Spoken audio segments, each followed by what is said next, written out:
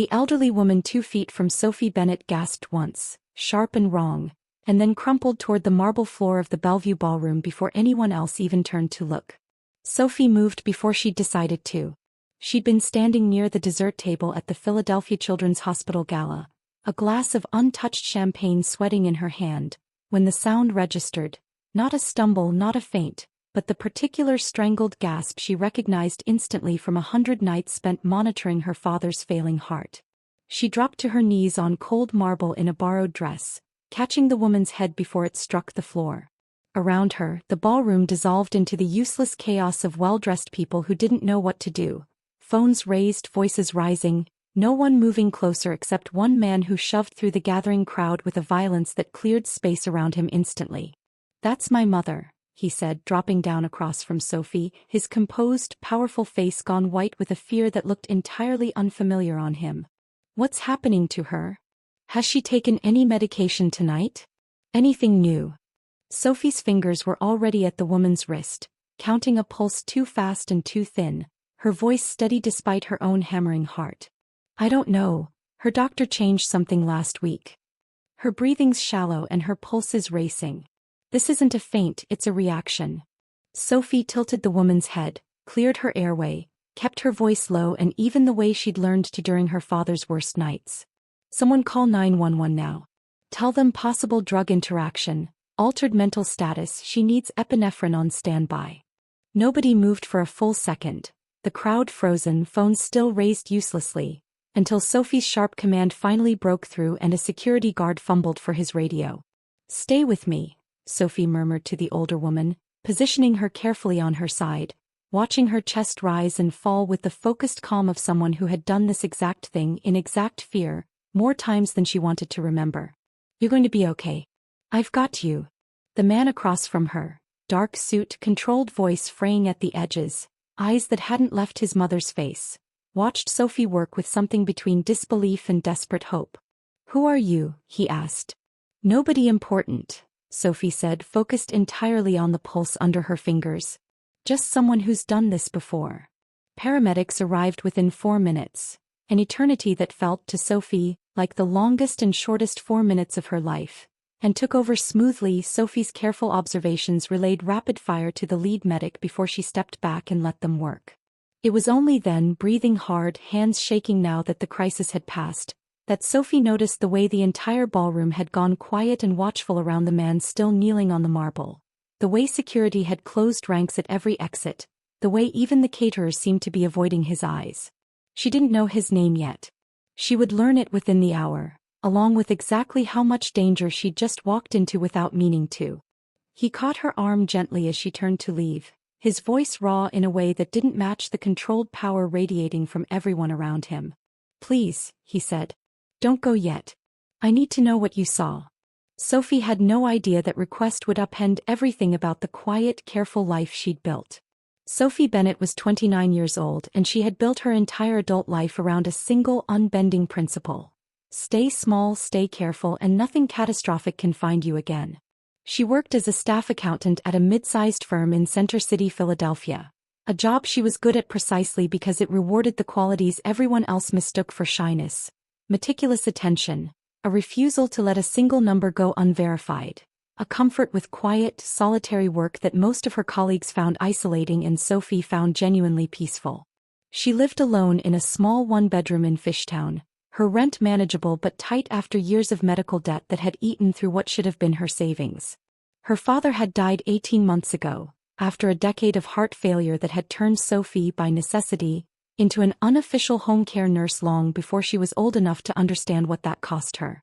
She'd learned to read his medications like scripture, learned the exact signs of a dangerous interaction, learned to keep her voice calm and her hands steady even when her chest was tight with terror, because panicking never once helped and falling apart was a luxury she couldn't afford when someone's life depended on her staying clear-headed.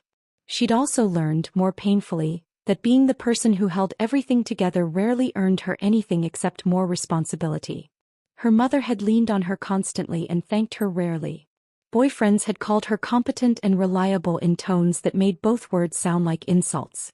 By the time her father died, Sophie had quietly concluded that the safest way to live was invisibly, do excellent, careful work, ask for nothing, need nothing, and never again let herself become so essential to someone else's survival that losing them could break her all over again. Her moral boundary was simple and hard one. She did not get involved in situations that weren't hers to fix. She'd learned the exhausting cost of always being the one who stepped in, and she'd promised herself, standing at her father's funeral, that she would build a life quiet enough that crisis simply couldn't find her anymore. The recurring object she kept, tucked into every purse she owned out of habit rather than sentiment, was a cheap ballpoint pen.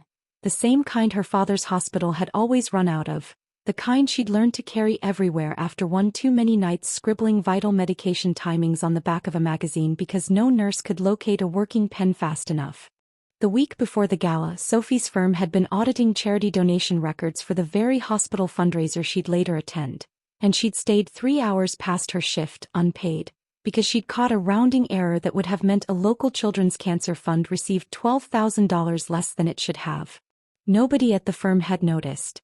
Nobody had asked her to fix it. She'd fixed it anyway quietly because letting an error like that stand felt like a small, specific kind of dishonesty she refused to participate in. That instinct, careful, exacting, incapable of looking away from something that was clearly wrong even when it wasn't her problem, was the exact instinct that sent her to her knees on a ballroom floor the moment a stranger's mother started struggling to breathe. She hadn't planned to attend the gala at all. A colleague's spare ticket, an evening she'd almost declined in favor of staying home with a book, had put her in that exact spot at that exact moment, and Sophie would spend the following weeks turning that coincidence over in her mind, unable to decide if it had been luck or something crueler. Kneeling beside the paramedics as they finally lifted the older woman onto a stretcher, Sophie found herself scribbling details onto the back of a cocktail napkin with her cheap ballpoint pen. The exact time symptoms began, the specific description of the woman's breathing, the medication name a frightened staff member had mentioned in passing. Habit, nothing more. The same instinct that had once filled 100 hospital margins with her father's vitals. She had no way of knowing that this hurried, careless napkin would become the only accurate record of what had actually happened that night, or that the man now watching her with unreadable, desperate eyes was about to make it impossible for her to simply go home and forget any of this had happened. He found her 3 days later, waiting outside her firm's building on Market Street when Sophie emerged at the end of her shift, and something about the careful, deliberate way he was standing, like a man accustomed to controlling every variable in a room, made her stomach tighten with unease before he'd even spoken. "Miss Bennett," he said. "Sebastian Rinaldi. We met briefly at the Bellevue Gala." "I remember," Sophie said, gripping her bag a little tighter. "How's your mother?" "Stable. Home." Confused about what happened to her, and so am I. Something flickered across his composed face, frustration layered over something raw. "Her discharge paperwork shows a medication error the hospital can't explain. Wrong dosage administered somewhere between her pharmacy and the gala. I need to understand exactly what happened that night, and you're the only person who has an accurate record of it." "I gave the paramedics everything I remembered." "You gave them an oral summary in the middle of an emergency," Sebastian said. "I need more than that. I need whatever you actually wrote down." Sophie's hand went instinctively to her bag, to the cocktail napkin she'd transferred, out of the same meticulous habit that governed everything else in her life, into an actual notebook the following morning. "How do you know I wrote anything down?" "Because you struck me as exactly the kind of person who would," Sebastian said, and something in the observation felt less like a guess and more like he'd already looked into her, carefully, thoroughly, the way Sophie imagined he looked into everything that mattered to him. "I don't want to be involved in this," Sophie said honestly, the old instinct rising fast and protective. "I helped because your mother was in danger and I'd do that for anyone. But I have a job, a quiet life, and I'd like to keep both exactly as they are." "I understand that," Sebastian said, and to her surprise he didn't argue the point. "I'm not asking you to be involved in anything beyond this.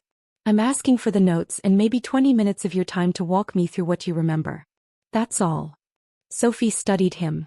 Dark suit again, though less formal, expensive in a way that suggested wealth so established it didn't need to announce itself. Eyes that carried a controlled exhaustion she recognized instantly because she'd worn that exact exhaustion herself for a decade. "Who are you exactly? People at that gala looked at you like you were dangerous." Something shifted behind Sebastian's eyes, a decision forming.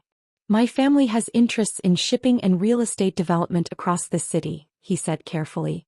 We also have other interests, older ones that I won't pretend don't exist, because you're clearly sharp enough that lying to you would just waste both our time. Mafia, Sophie said flatly and watched him not deny it. That's the word people use.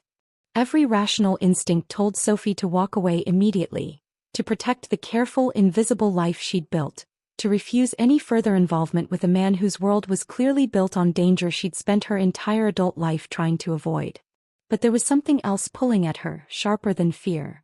The specific, exacting part of her mind that had caught a $12,000 rounding error nobody asked her to find, that couldn't look at an unexplained medical mystery and simply walk past it. Show me the discharge paperwork, she said, surprising herself. Sebastian's expression shifted, relief and something more careful underneath it. You'll help. I'll look at it, Sophie said. That's not the same thing as helping with whatever else is going on in your life.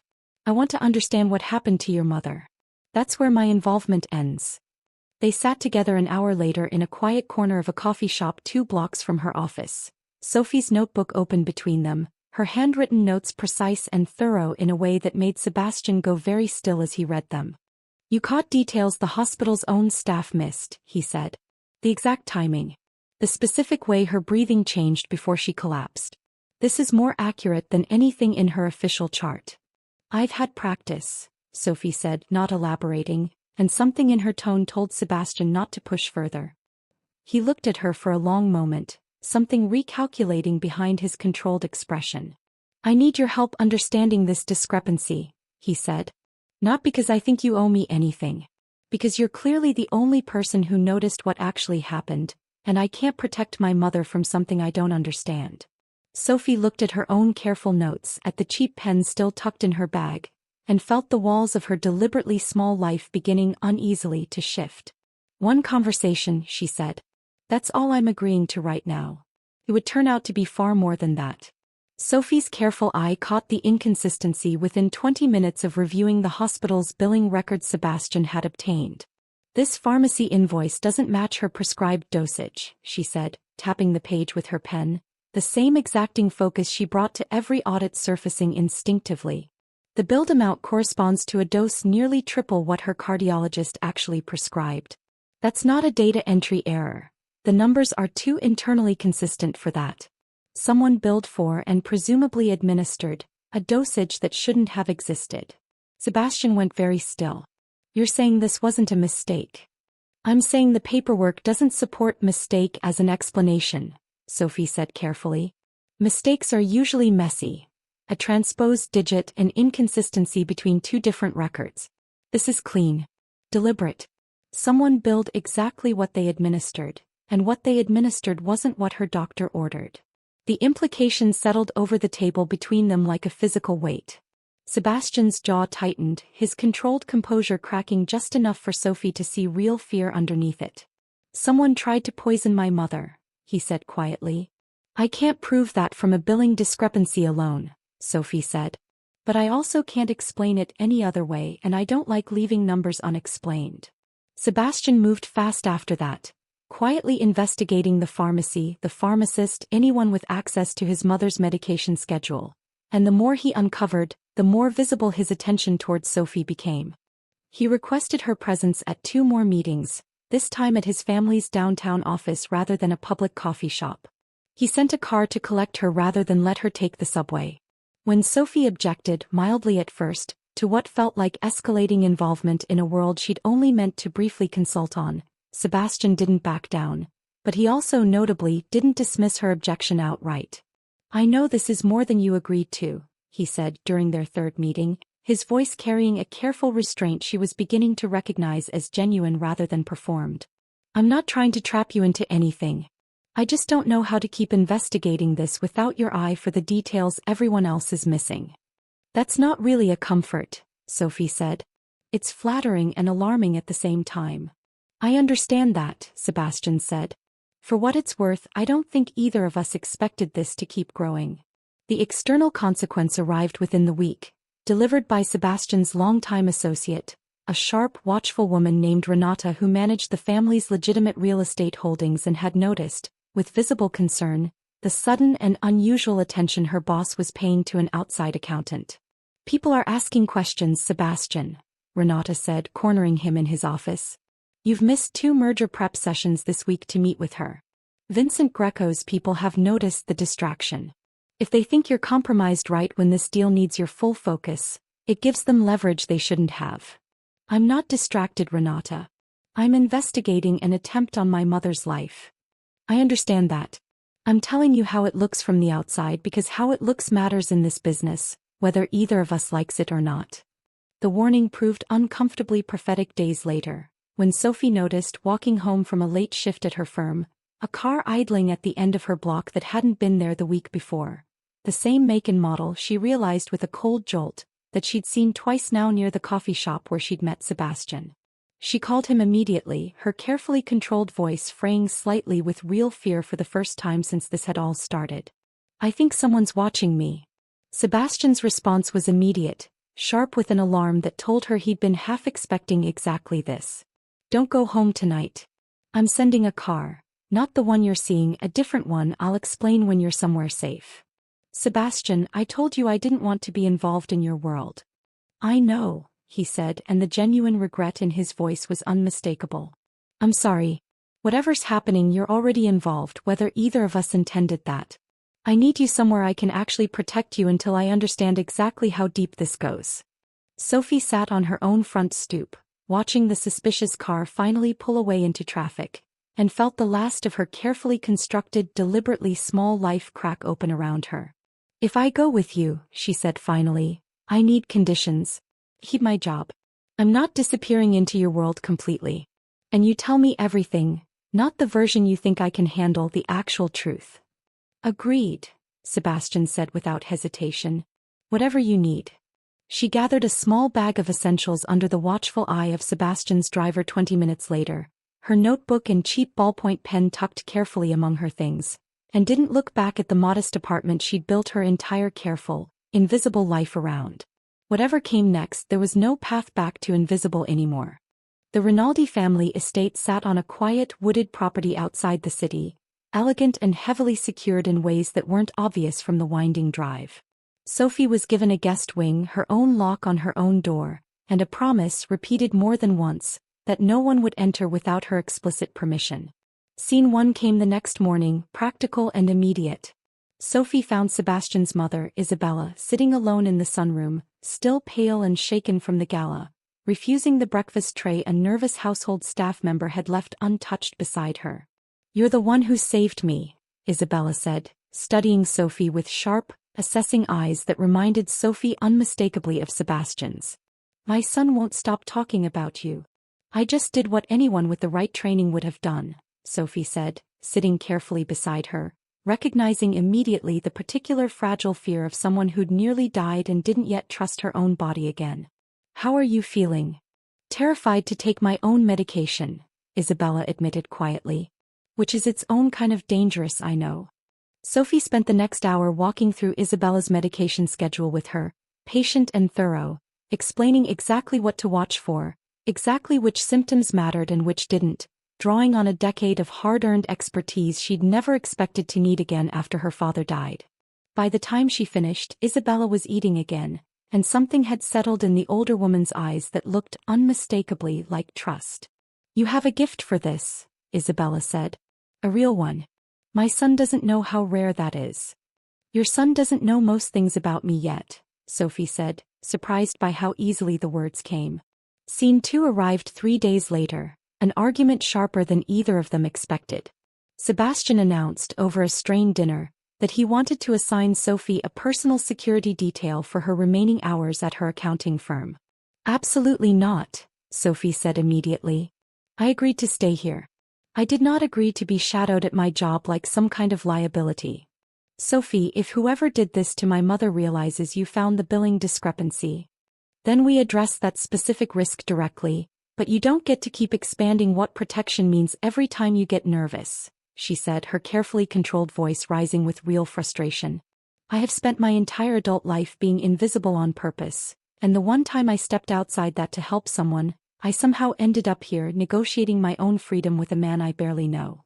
Sebastian sat back, absorbing the force of it, and for the first time since she'd known him, actually paused instead of immediately defending his position. "You're right," he said finally. "I keep defaulting to control because it's the only tool I fully trust. Tell me what would actually work instead." Sophie's anger softened slightly at the honesty of the concession. "One guard at a distance, not hovering over my desk. Tell me the actual specific threat instead of just adding more restrictions every time you're afraid. Let me decide how to respond to something real, not just to your fear of something hypothetical." "Done," Sebastian said and meant it. Scene 3 came on the 6th night, when Sophie found him alone on the estate's back terrace. A glass of wine he wasn't drinking held loosely in one hand, his usual composure worn thin. "My father died when I was 19, Sebastian said, before she'd even asked what was wrong. Heart attack, sudden, no warning. I was away at school. By the time I got home it was already over. I've spent every year since terrified of losing the one parent I had left, and I built an entire security apparatus around my mother specifically to prevent exactly what almost happened at that gala." His voice cracked just slightly. "And it happened anyway. Someone got close enough to poison her medication, and I didn't see it coming, and I don't know how to forgive myself for that." Sophie sat down beside him, close enough that their shoulders nearly touched. "That's not a failure of vigilance, Sebastian. That's just how loss works. You build every wall you can think of, and grief finds a way in anyway because you can't actually control the things that matter most. I learned that with my father. No amount of careful attention saves someone from every possible danger. All you can do is show up fully when it counts." "You showed up for a complete stranger," Sebastian said. Without hesitation. "I've spent my whole life surrounded by people who calculate exactly what they'll get before they help anyone with anything, and you just moved instantly." "That's not bravery," Sophie said quietly. "That's just training. Years of learning that hesitation costs more than acting does, even when acting is terrifying." "I think it's both," Sebastian said, looking at her with something unguarded and real. "I think you're allowed to call it both." They sat in silence that wasn't uncomfortable, the estate's grounds quiet around them, and something passed between them that wasn't yet spoken but was undeniably present. Two people who'd both learned at real cost exactly how much courage it took to keep caring about people after loss had taught them how much it could hurt. It was Renata who broke the moment, appearing at the terrace door, tablet in hand, expression tight. "Sebastian," she said. "I finally traced the shell account behind that falsified pharmacy invoice. You need to see this." Sophie and Sebastian exchanged a glance, both already bracing. "Whose account?" Sebastian asked. Renata's expression didn't soften. "Vincent Greco's." The name landed like a physical blow. Sebastian's face went rigid, not with confusion, Sophie realized, with a cold jolt, but with the specific stillness of a man recognizing a betrayal from someone he'd trusted completely. "Vincent's my merger partner," Sebastian said slowly. "The biggest deal of my career is built on trusting that man." "I know," Renata said quietly. "Which is exactly why this is so dangerous." The revelation reshaped everything within hours. Sebastian's merger with Vincent Greco's holding company had been 18 months in the making, the single largest legitimate business expansion the Rinaldi family had ever attempted, a deal that would move the family's public interests decisively away from anything resembling their darker history. "Why would Vincent poison your mother?" Sophie asked, sitting across from Sebastian and Renata in the estate study, the falsified invoice spread between them. "What does he gain from that?" "Leverage," Renata said grimly. If Isabella had died, Sebastian would have been consumed with grief and investigation instead of finalizing merger terms. Vincent could have pushed through revised terms that favor him significantly, while Sebastian was too devastated to scrutinize the details. "That's monstrous," Sophie said. "That's business in Vincent's world," Sebastian said, voice flat with barely controlled fury. "He was willing to risk my mother's life for better contract terms."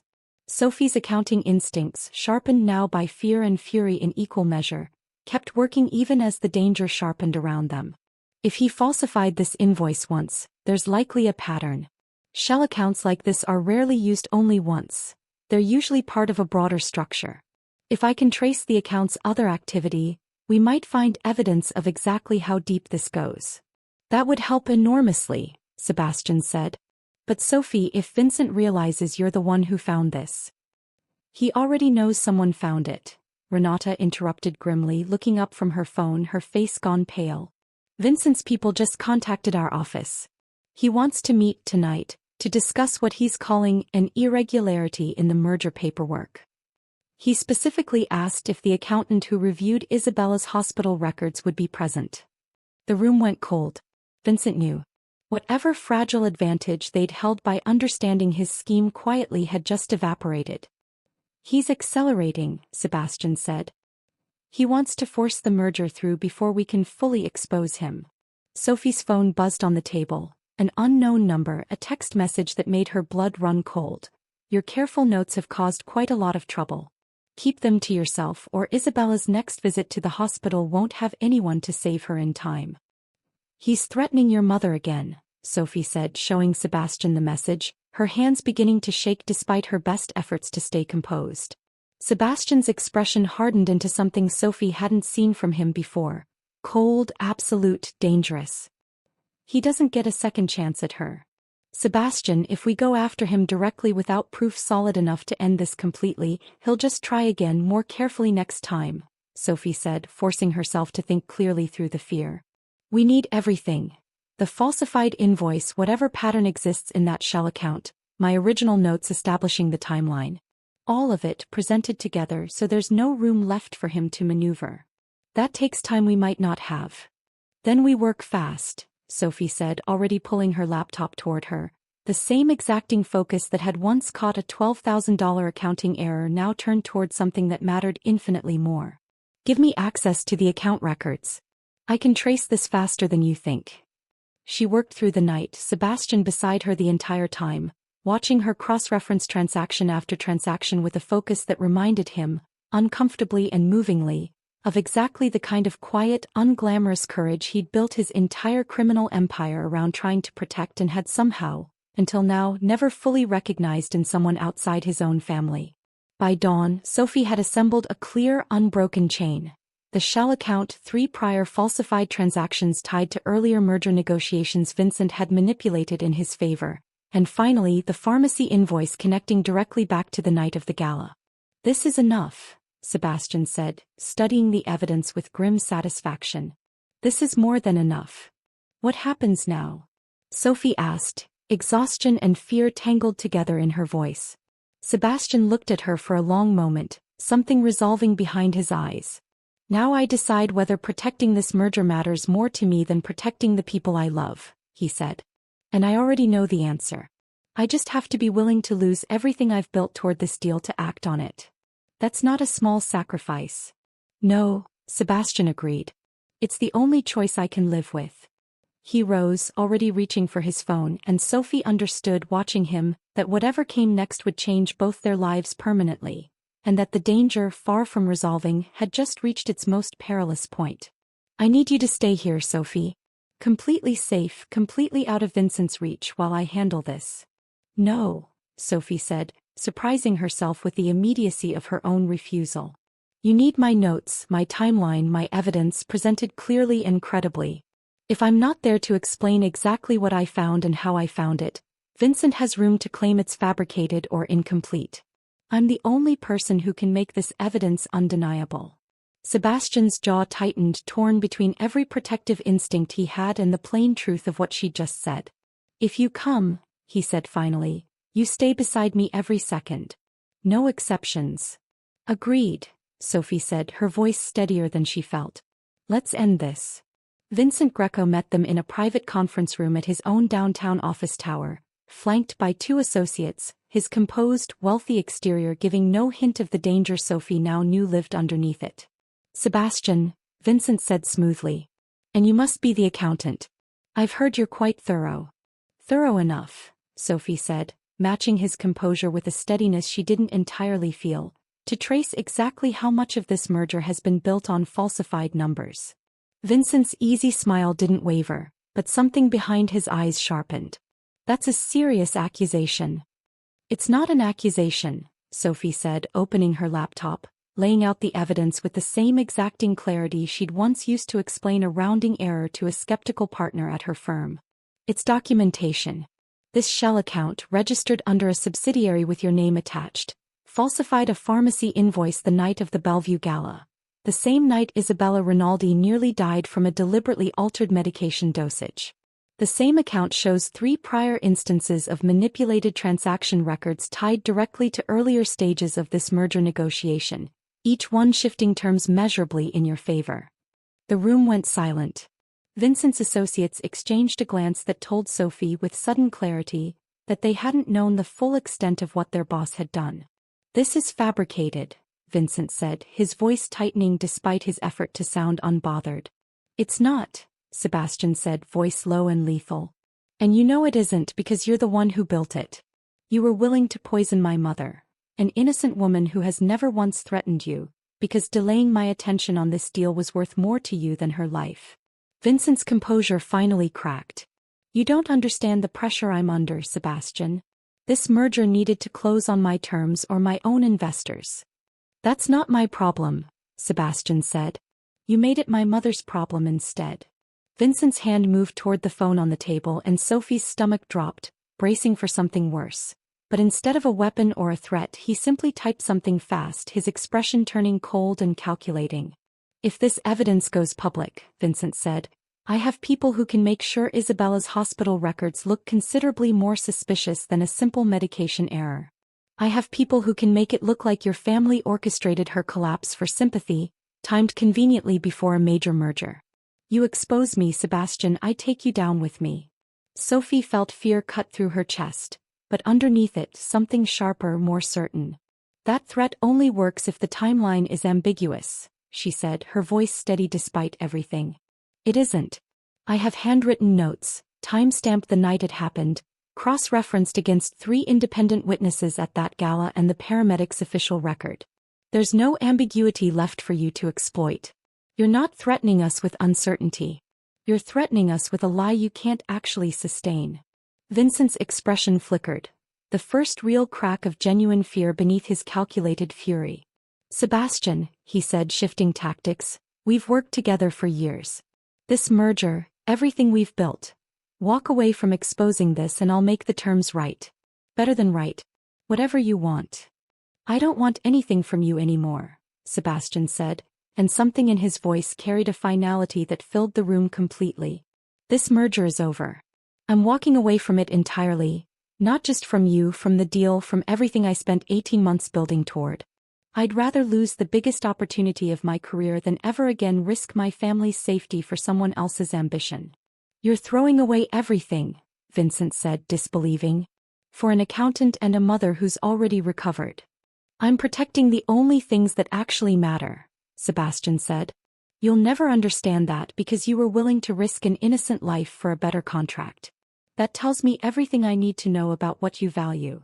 Security, alerted by Renata before they'd even entered the building, moved in as Sebastian finished speaking. Not Rinaldi men but city police, called in advance with the full evidentiary package Sophie had assembled overnight, enough to make Vincent's arrest immediate and unambiguous.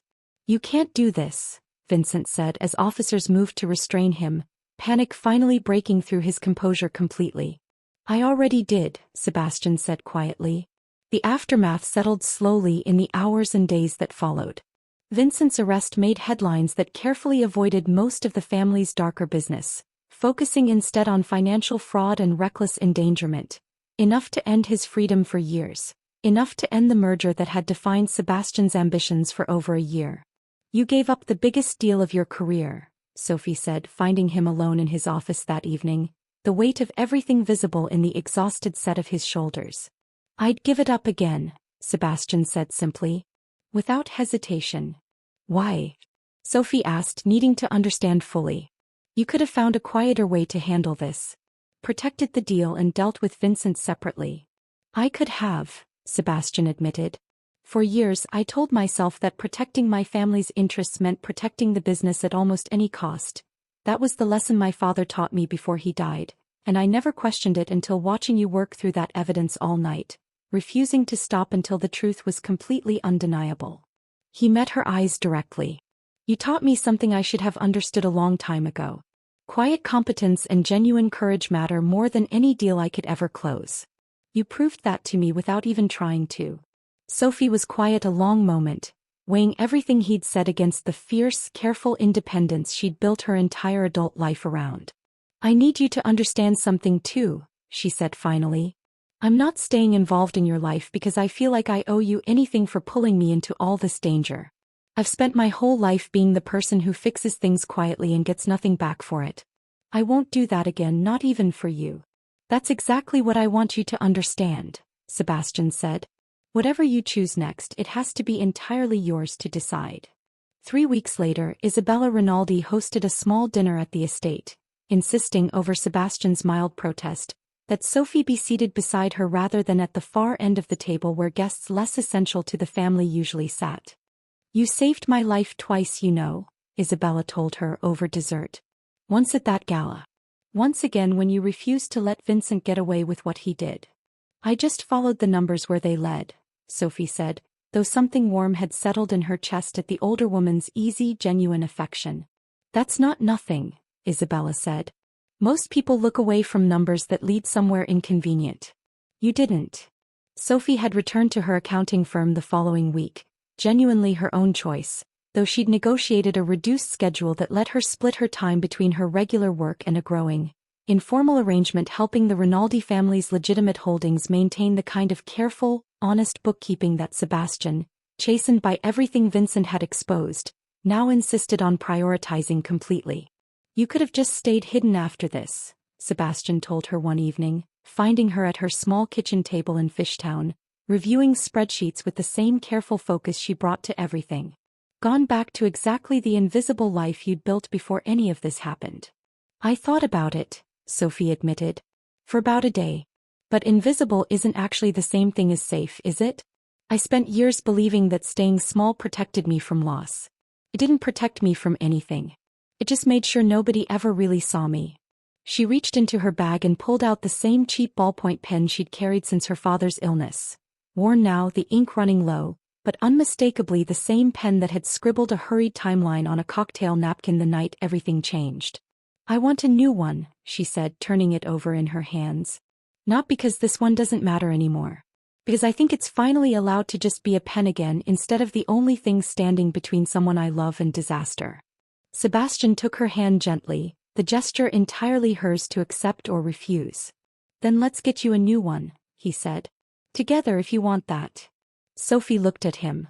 A powerful, dangerous man who had sacrificed the single largest opportunity of his career rather than let quiet competence go unrewarded, rather than let the people he loved remain in danger for the sake of his own ambition, and felt something in her carefully guarded chest finally, fully settle. I'm choosing to stay in your life, she said.